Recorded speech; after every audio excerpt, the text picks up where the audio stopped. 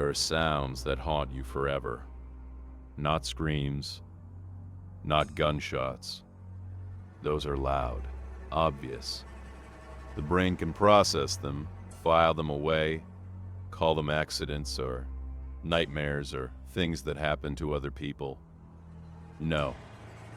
The sound that follows you, the one that waits for you at 3 in the morning when you can't sleep, it's simpler than that. It's a knock at the door. 3 beats. Pause. 2 beats. The way your mother knocks when her hands are full of groceries. The way you recognize without thinking, without looking through the peephole, without even considering that the world contains people who study those patterns, who learn them, who use them against you. This is a story about a knock and about a 12-year-old girl who answered it. I'm going to tell you what happened to my friend, and I'm going to tell you why, 15 years later, I still check behind my shower curtain. I was 10 years old when my parents split. The kind of split that isn't dramatic. No shouting through walls, no custody battles. Just a quiet recognition that whatever had been holding things together had finally rotted through. My dad got an apartment in a town I'd never heard of. New towns, when you're 10, feel like being dropped on another planet, where everyone else has already learned the language. The kids at my new school had history I wasn't part of. Inside jokes I didn't understand. I spent the first 6 months eating lunch against the locker, reading the same Captain Underpants book over and over, because it was easier than trying to join conversations that always seemed to end just as I worked up the courage to speak.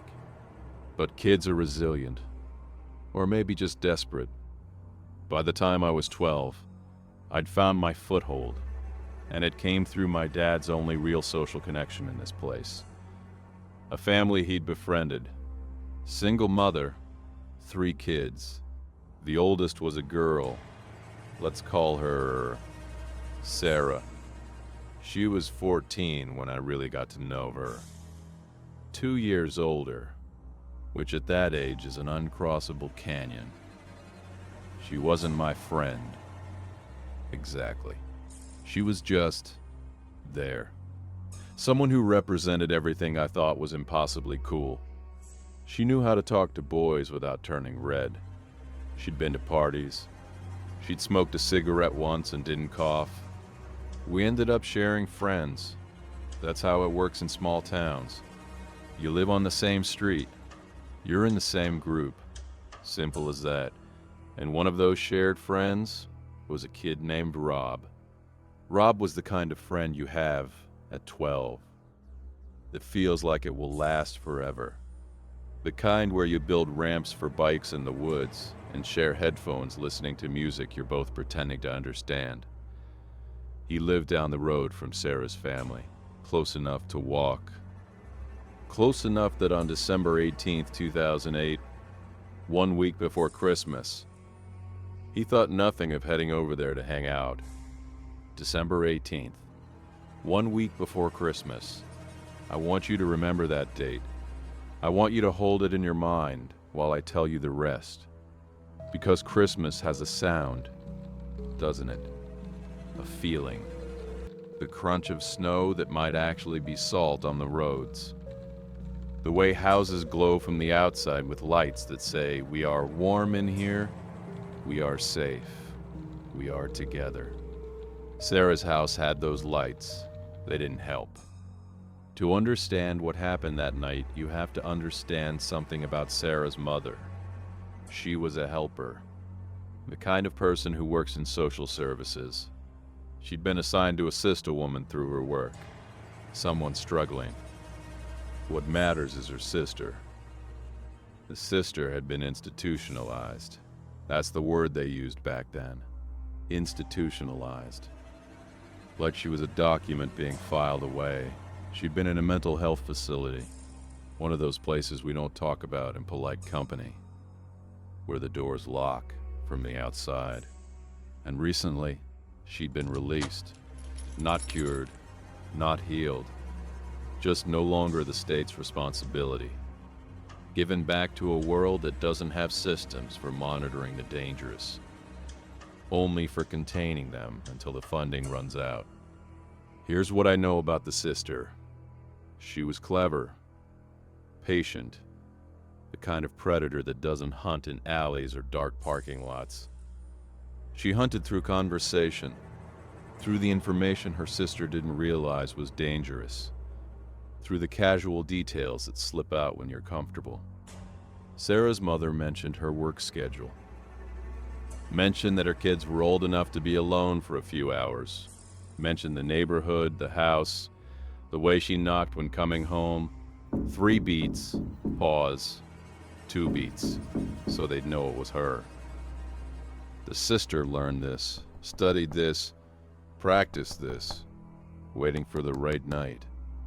December 18th, the night before she'd confirmed the schedule. The night of... She waited until dark, until the houses with their Christmas lights looked like gingerbread illustrations from a children's book that suddenly turns dark in the final pages. And then she walked up to Sarah's door, and she knocked. 3 beats. Pause. 2 beats. Inside, Sarah hears the knock. She's in the living room with her younger brother Mike and Rob. They're probably watching something stupid on TV. Sarah doesn't hesitate. Why would she? That's the mother's knock. That's the signal that the shift is over. She gets up, she walks to the door, and she opens it. It's not her mother. I don't know what Sarah saw. What I know is what Rob saw. Because Rob was 14 too, old enough to recognize danger without understanding it. He saw Sarah open the door, saw her freeze, saw the woman on the step, and something in his body, some ancient wiring older than language, screamed run. So he ran. Rob went through the window, kicked the screen out, and dove through like he was escaping a fire.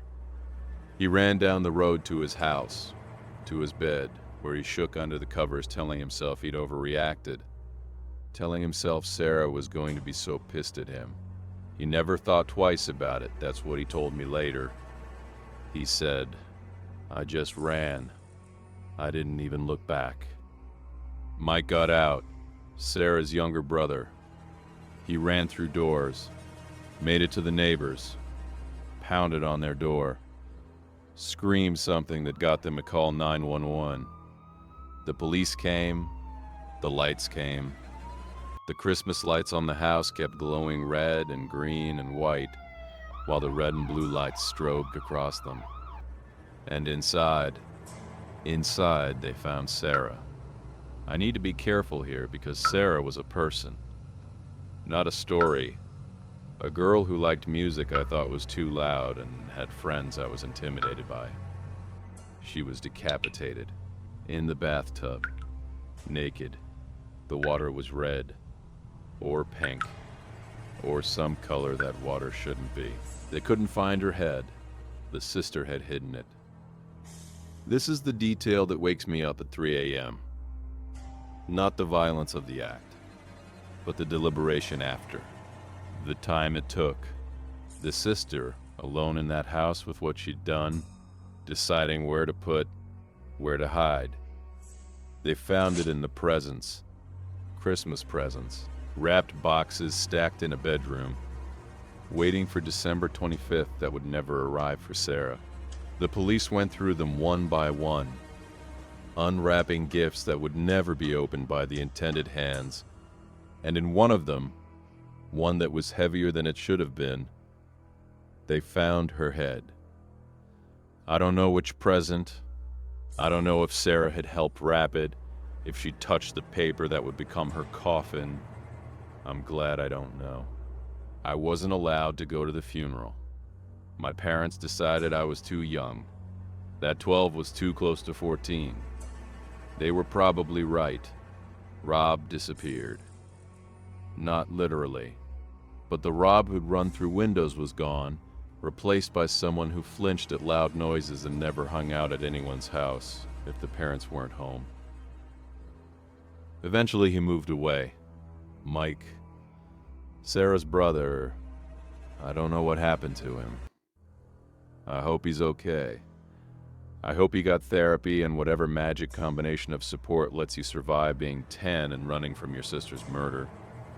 And Sarah's mother, I saw her once, after, at a grocery store. She looked like a photograph left in the sun too long, faded, blurred at the edges. She was buying cereal, something normal. She didn't recognize me.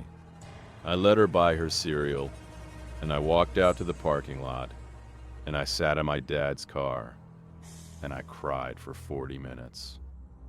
3 beats. Pause. 2 beats. I still hear it. Not literally. I'm not claiming hauntings or ghosts. Just memory. Just the understanding that every knock could be a lie.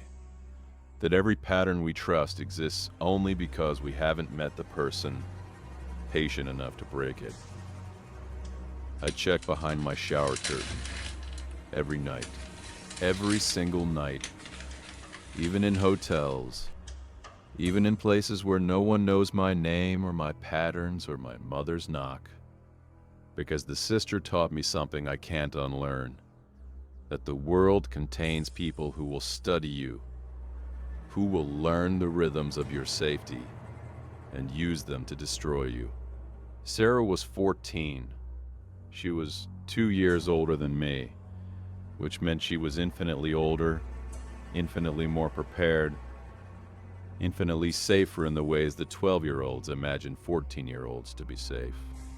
She opened the door, and now I never do.